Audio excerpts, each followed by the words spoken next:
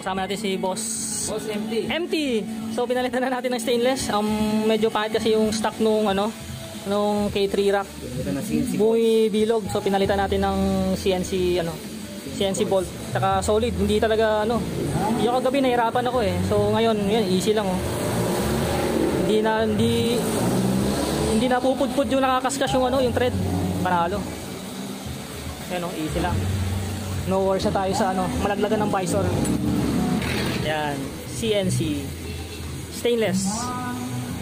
Yan. So hindi na kailangan ng washer yan kasi meron na siya, naka-design na siya na para may washer basta may parang sombrero yan. Yan. Alright.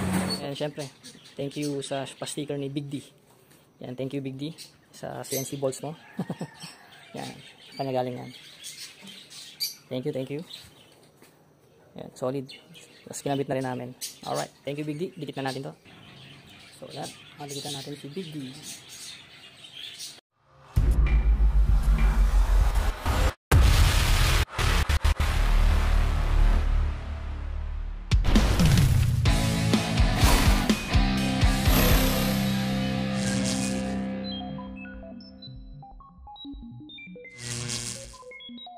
So, shoutout natin yung Yabang Accessories, J.E. Reyes, and Lalamove Rider na si Mario. Yan, thank you.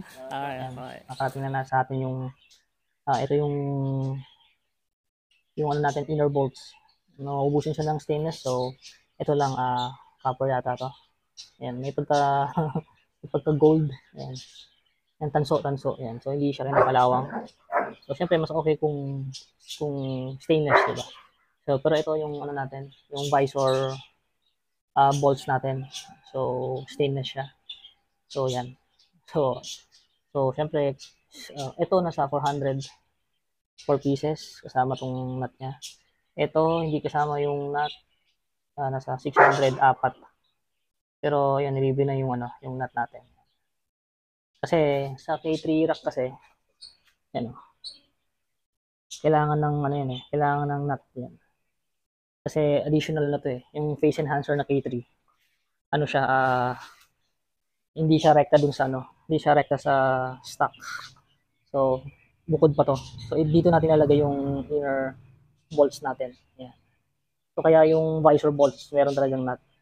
So, meron tayo niyan. So, ang problema kasi, itong stock, rubber to mabilis siyang matanggal. So, mga nakadalawang beses na akong natanggalan, yung dito lang, kinakalikot ko lang, bigla na lang, siguro sa vibration din siguro, bigla na lang natatanggal. So, kaya papalitan natin ng inner bolts. Yan. Pero ito, lagyan natin ng washer to. Para sure yung kapit. So, may mga extra washer naman ako. Check natin kung kakasya. So, good thing may mga extra washer naman tayo. So, ayan. Kakasya na yan. Swak naman siya. So, yan yung ikakabit natin. Tara, simulan na natin. So, bale, tatanggalin natin to. Yan, palitan na rin natin yan. Ito yung sa K3 rack. Kasama ng K3 rack yan. So, tanggalin muna natin. So, yun na, tanggalin natin. Tiyanan! So, next natin ito. Yung sa inner bolts. Yung sa kabitan ng ng K3 rack natin. Face enhancer at saka yung stock ni ADB. So, tingnan nyo yan matibay siya yan. So, sa katagalan yan, bigyan na lang bababa yan. Baka malaglagan kayo ng visor. Kaya agapan natin yan. Baka malubak kayo.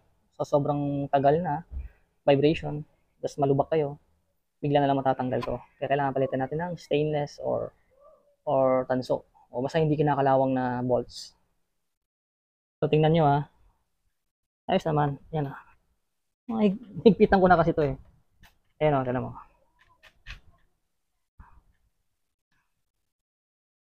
Higpit siya.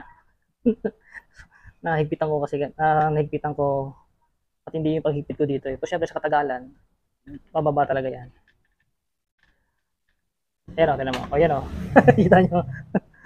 Bigla na lang natanggal Yan. Bigla na lang natanggal. Yan ang sinasabi ko. Isa na lang nakakabit doon. So, nakita nyo naman, bigla na lang natanggal, di ba? So, tanggalin ko pa isa.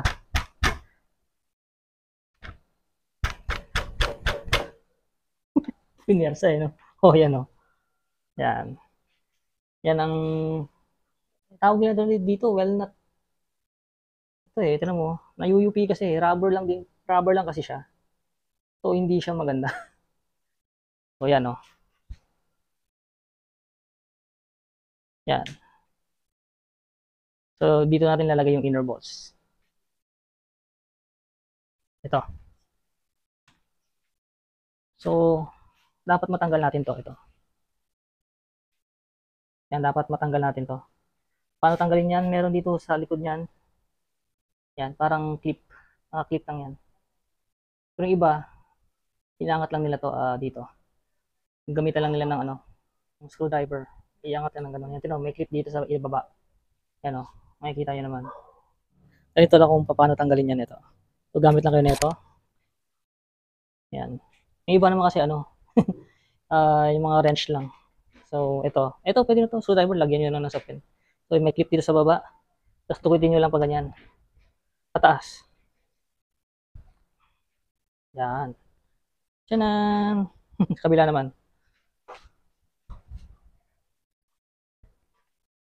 Yan. Oh, tanggal na.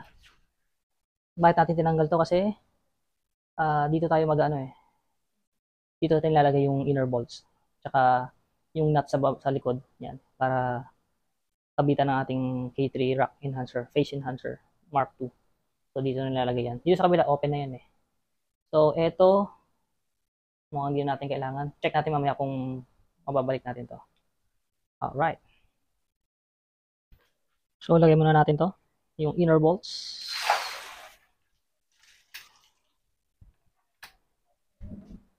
Kasama na yung washer dyan.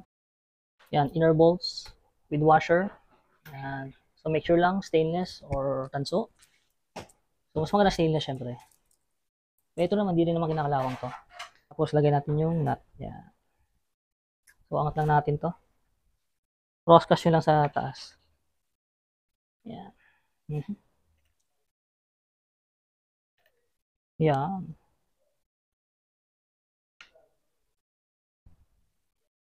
Yan. Ganyan yun lang para mas madali. Yun. Shoot nyo muna. Yan.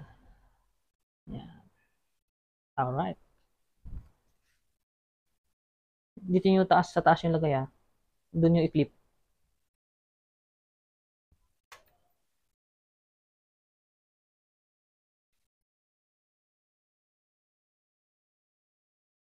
Hand tight lang muna. Mamaya natin higpitan yan. Kung ayaw nyo malaglagan ng visor, lalo sa mga naka K3 enhancer, phase enhancer, kasi sobrang bigat niyan, sa tagtag sa lubak, bababa to dito, bababa yan. Bigla na lang malalaglag yan. So ito, ma-prevent natin. Lagyan na natin ng stainless yan. Or tanso. Copper. Yan. Para sigurado, higpitan na natin. So, gamit lang tayo ng long nose sa likod. Tapos, higpitan natin. Huwag masyadong mahigpit kasi baka mabasag tong plastic natin, ha? Yan. Tamang higpit lang. Pwede mang hawakan lang. Saktong higpit lang tayo, ha? Baka mabasag eh. Plastic lang kasi to. Ay, nakakatakot.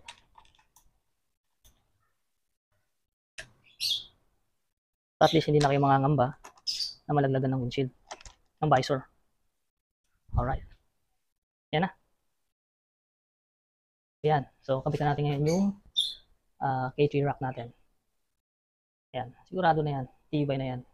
Hindi na malalaglag yan. So, check natin kung pwede natin ibalik yan. So, pwede namang ibalik. Yan. So, balik natin after. Yan. Right. Dito lang kasi sa taas yun. Wala sa baba. Yan. So, washer ha. So, okay rin siguro. Para sa akin kasi, ito. Mas maganda itong ganitong washer nyo. Huwag yung rubber. Kasi, okay din yung rubber siguro. Yan. Para hindi magasgas yung ano nyo. Pero, ito, tingin ko mas makapit to eh. Kasi yung sa stock rubber, malalaglag eh. At least ito, matindi yung kapit niya. Hindi basta-basta. Wow, wala nang alog. Ayos. Alright. Gawit natin yung visor. Yung case rack natin. Imagine nyo, ito yung kakabitan pag stock. Ito yung kakabitan. Tapos ang bigat-bigat nito, mga 1 kilo. Ang bigat nito. Pag yan nalubak, talagang laglag to. Baka madisgrasya pa kayo. So, tanggalin muna natin. Ito, yung stock. Tanggalin muna natin yan. Dapat wala na to eh. Yan, kasi meron na tayo dun. Alright. So, ito na. Ito yung walnut. So, ano tawag nila dito? Walnut yata to. Ayun, balok-baluktot na oh. Kita nyo ba? Pangit. Yun oh.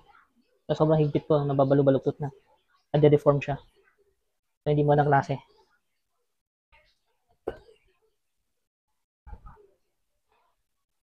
So, i-shoot lang natin to ha. Shoot mo. So, dapat may washer din yan. Yan o. Para matindi yung kapit. Kaya hindi rin magasgas.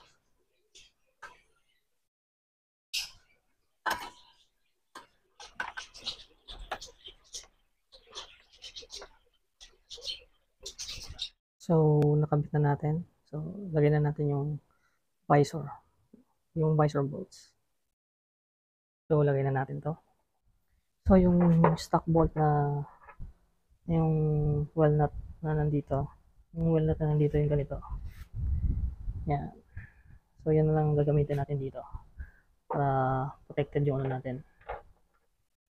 Yan o. Yung puti na stopper. Yan na yung pinaka-rubber na washer. Yan. Ako kita nyo. Yan. Ito yung washer na rubber. Tapos itong walnut stock.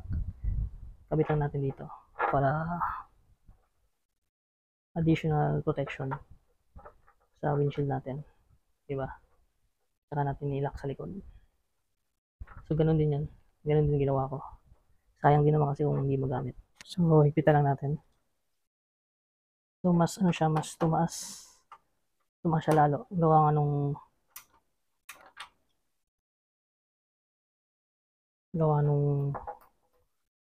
nung stock walnut. Yung rubber.